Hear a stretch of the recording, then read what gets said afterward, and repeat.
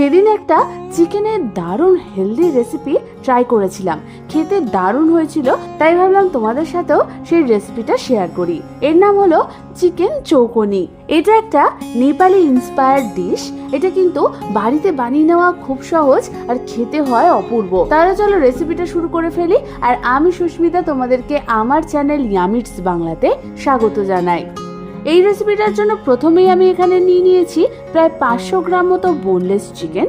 Boneless চিকেনটাকে আমি এরকম ছোট ছোট টুকরো করে কেটে নিয়েছি। এবার আমি এর মধ্যে একে একে দিয়ে দেব 1 চামচ পরিমাণ নুন, 1 চামচ পরিমাণ আদা রসুন বাটা, একটা অর্ধেকটা লেবুর রস, আর দিয়ে দেবো 1/2 চামচ পরিমাণ গোলমরিচের গুঁড়ো, 1/2 চামচ পরিমাণ হলুদ গুঁড়ো আর 1/2 চামচ পরিমাণ কাশ্মীরি লাল লঙ্কার গুঁড়ো।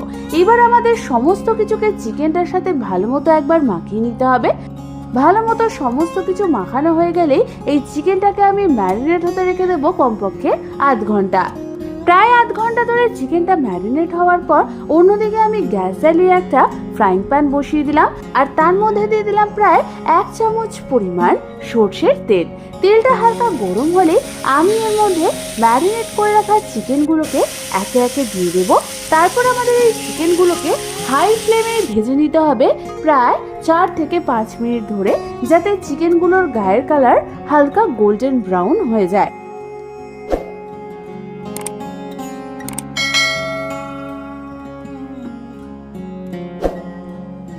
প্রায় 4 থেকে 5 মিনিট ধরে হাই ফ্লেমে ভাজার পর তোমরা দেখো আমাদের চিকেনটা ভালো মতো ভাজা হয়ে গেছে আর সিদ্ধ হয়ে গেছে।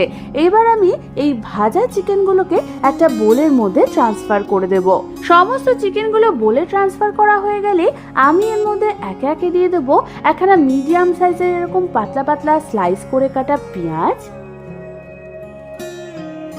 একখানা কুচনো কাঁচা লঙ্কা, আর দিয়ে দেবো প্রায় 2 থেকে 3 টেবিল চামচ পরিমাণ কুচনো ধনেপাতা। এবার এই পেঁয়াজ লঙ্কা আর ধনেপাতাটা দিয়ে আমাদের চিকেনটাকে ভালো মতো একবার মাখিয়ে নিতে হবে।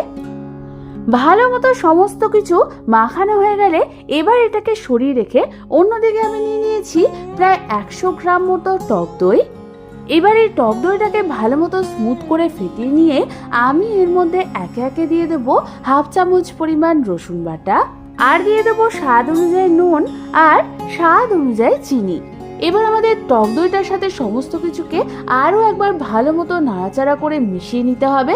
ভালো মতো মিশিয়ে নেওয়ার পরে আমি অন্যদিকে গ্যাস জ্বালিয়ে একটা তড়কা প্যান বসিয়ে দিলাম আর তার মধ্যে দিয়ে দিলাম প্রায় 2 টেবিল চামচ পরিমাণ সর্ষের তেল। সর্ষের তেলটা ভালো মতো গরম হয়ে এলে আমি এর মধ্যে দিয়ে দেবো 1/2 চামচ পরিমাণ হলুদ গুঁড়ো, 1 চামচ পরিমাণ কাশ্মীরি লাল লঙ্কার গুঁড়ো, আর দিয়ে দেবো 1 চামচ পরিমাণ কসুরি মেথি। এবার এই সমস্ত কিছুকে গরম তেলটার মধ্যে প্রায় 1 থেকে 2 সেকেন্ডের জন্য হালকা হাতে একটু নাড়াচাড়া করে নিতে হবে। এবার এই তেল সমেত সমস্তটাকে আমি দিয়ে দেব বানিয়ে রাখা দইয়ের মিশ্রণটার মধ্যে। তারপর দইয়ের সাথে এই সবকিছুকে আমাদের হালকা হাতে একবার নাড়াচাড়া করে মিশিয়ে নিতে হবে। ভালো মতো সমস্ত কিছুটা দইয়ের সাথে মিশানো হয়ে গেলে এটাকে সরিয়ে রেখে অন্যদিকে আমি একটা বোলের মধ্যে ওই চিকেনের মিশ্রণটাকে ট্রান্সফার করে দেব। তারপর এর ওপর দিয়ে দেব বানিয়ে রাখা এই দইয়ের মিশ্রণটা।